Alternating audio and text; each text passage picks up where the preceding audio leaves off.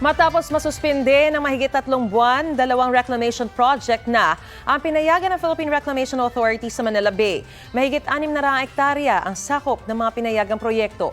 Nakapasa na raw kasi ang mga ito sa compliance review ng Department of Environment and Natural Resources ayon sa PRA. Dismayado naman dito ang grupong Pamalakaya. Comprehensive assessment daw ang pinangako ng DENR. Hindi sila naniniwala na tapos na ang pag-aaral na ito. They complied with what was required documentation-wise and then review-wise as well, overall. This review is not just a review of the requirements of the PRA.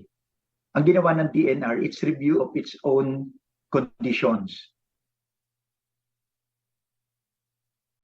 Mga kapuso, para una ka sa mga balita, mag-subscribe sa GMA Integrated News sa YouTube.